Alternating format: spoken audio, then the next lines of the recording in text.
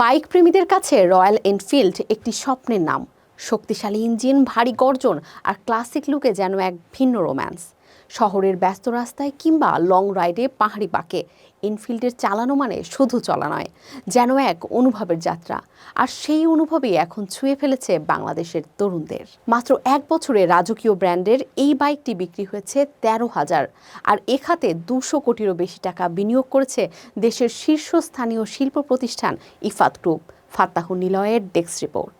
গত এক বছরে দেশ জুড়ে বিভিন্ন রাস্তায় দেখা গেছে রয়্যাল এনফিল্ডের জোয়ার। আনুষ্ঠানিক বিক্রি শুরুর মাত্র এক বছরের মধ্যেই বিক্রি হয়েছে 13,000-এর বেশি মোটরসাইকেল। গত বছর অক্টোবরে ইফাদ মোটরস প্রথমবারের মতো এই ব্রিটিশ ঐতিহ্যের মোটরসাইকেলটি দেশে লঞ্চ করে। প্রতিষ্ঠানটির তথ্য মতে অনলাইন এবং অফলাইন বুকিং শুরুর প্রথম 10 মিনিটেই প্রায় 3,000 বাইকের অর্ডার পান তারা, যা নতুন ব্র্যান্ড হিসেবে অবশ্যই বাহবাযোগ্য।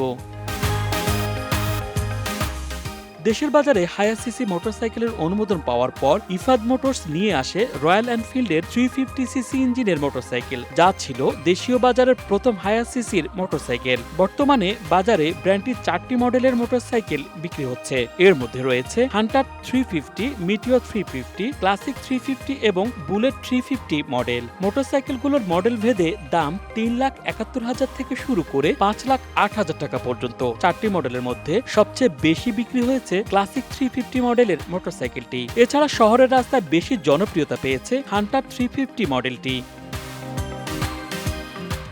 কুমিল্লার 14 গ্রামে 8 একর জমিতে ইফাদ মোটর স্থাপন করেছে রয়্যাল এনফিল্ডের সংযোজন কারখানা, যেখানে বছরে 30,000 মোটরসাইকেল সংযোজনের সক্ষমতা রয়েছে।